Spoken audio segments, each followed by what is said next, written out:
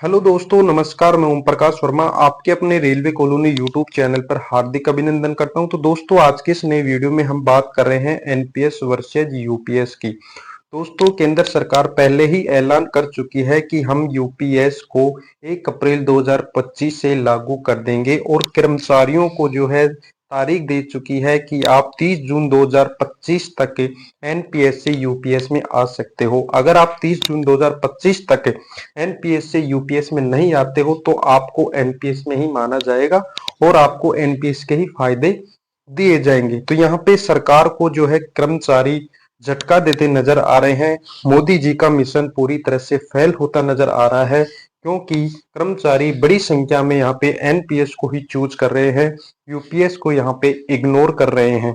और इस खबर को पत्रिका ने अपने हेडलाइन में छापकर पूरी डिटेल से बताया है कि कर्मचारी क्यों इस यूपीएस को इग्नोर कर रहे हैं और एनपीएस को ही चूज कर रहे हैं। हम आगे इस वीडियो में इस खबर को पूरी डिटेल से पढ़ने वाले हैं, तो आप वीडियो को कंटिन्यू देखते रहे, स्किप ना करें। और वीडियो आपको जरा से भी पसंद आए तो वीडियो को लाइक कर दें और ऐसी खबरें पाने के लिए चैनल को सब्सक्राइब जरूर कर ले। तो दोस्तों, स्टार्ट करते हैं आज के इस वीडियो को। दोस्तों, पत्रिका ने 2 जून 2025 की डेट में इस खबर को छापा है और इसमें बताया है एनपीएस वर्सेज यूपीएस 30 जून दो अंतिम तिथि है। पेंशन का विकल्प चुनने के बाद उसे बदल नहीं पाएंगे। अगर आप एक बार एनपीएस से यूपीएस में चला जाते हो तो भविष्य में इसको चेंज नहीं कर सकते। इसमें आगे लिखा है 50% गारंटीड पेंशन के बावजूद 10,000 से भी कम केंद्रीय कर्मियों ने चुना यूपीएस। यानी यूपीएस में आप सबको पता है 50% पेंशन की गारंटी है, इसके बावजूद भी कर्मचारी बहुत ही कम संख्या में इसको चूज कर रहे हैं। आगे इसमें बताया है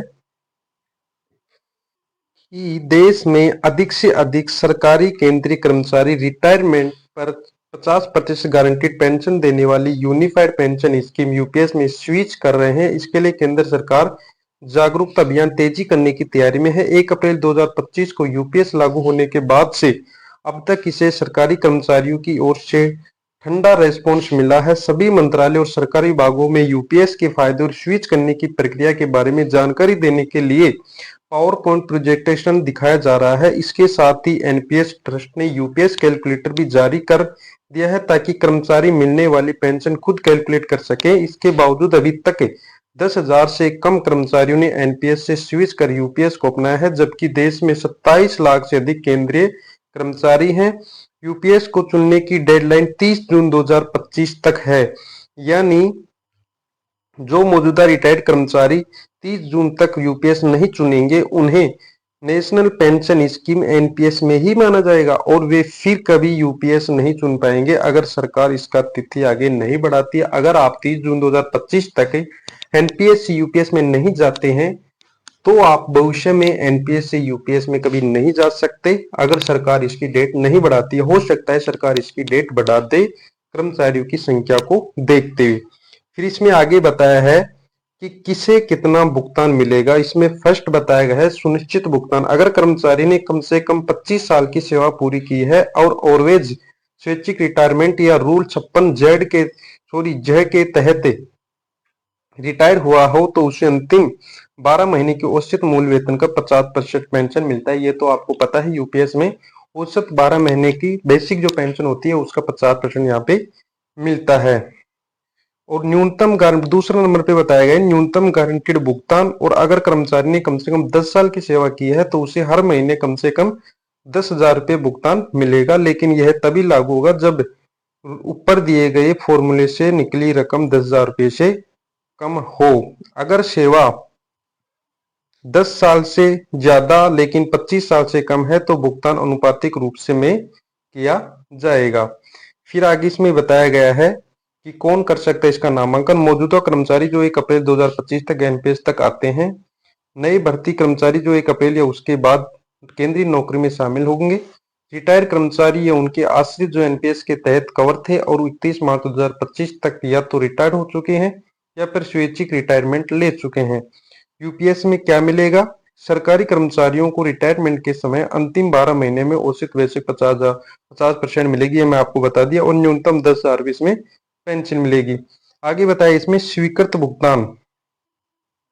स्वीकृत भुगतान में कुछ मामले में सुनिश्चित भुगतान को कम किया जा सकता है, जैसे अगर व्यक्तिगत कॉर्पस बेंचमार्क कॉपर से कम एक कर्मचारी ने कॉपर से 60% निकाल लिया हो, यानी उसमें आपकी पेंशन जो है कम हो सकती है जब आप 60% इसमें निकाल सकते हो 10% कटौती में से।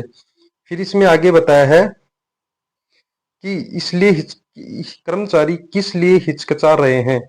विशेषज्ञों का कहना है कि केंद्रीय कर्मचारी अभी यह गुना भाग करने में लगे हैं कि एनपीएस या यूपीएस में से उनके लिए कौन अधिक फायदेमंद हो सकता है। यूपीएस में रिटायरमेंट पर एक मुश्त मिलने वाली राशि एनपीएस के मुकाबले कम होने, पूरे पेंशन के लिए लंबी सर्विस जैसे कई कारण हैं जिसका कर्मचारी आकलन कर रहे हैं। एनपीएस में रिटायरमेंट पर 40% राशि एन्युटी में निवेश करना होता है, जिसमें वो मूलधन वापस होने का विकल्प चुन सकते हैं, यानी एनपीएस में रिटायरमेंट के बाद पैसे ज्यादा मिलने की संभावना है और यूपीएस में ये कुछ नहीं है। फिर आगे बताया है किन राज्यों ने इसको अपना लिया है, यानी यूपीएस को। तो इसमें यूपीएस में अपनाने वाला पहला राज्य महाराष्ट्र है, या महाराष्ट्र पहला राज्य है भारत में जो यूपीएस को अपना चुका है, वो बीजेपी शासित प्रदेश है। गुजरात, बिहार, ओडिशा, असम सहित कई बीजेपी शासित राज्य ने इसे अपनाया है। मध्य प्रदेश भी इसे लागू करने की तैयारी में है। हालांकि पूर्ववर्ती कांग्रेस सरकार की तरफ से राजस्थान और छत्तीसगढ़ में ओल्ड पेंशन स्कीम ओपीएस लागू होने से दोनों राज्यों में यूपीएस को लेकर अभी पेंच फंसा हुआ है। तो दोस्तों ये थी एनपीएस वर्सेज यूपीएस को लेकर खबर। आपको कुछ समझ में आया होगा, और यहाँ पे कर्मचारी बड़ी संख्या में एनपीएस में ही रहना पसंद कर रहे हैं। तो आप भी अपना अगर डिसीजन अभी नहीं लिया है तो आप अपना डिसीजन ले सकते हो। तो दोस्तों वीडियो आपको कैसा लगा कमेंट में जरूर बताएं, और दोस्तों चैनल को सब्सक्राइब जरूर कर ले। तो दोस्तों फिर मिलते हैं एक नई वीडियो के साथ, तब तक के लिए बाय बाय।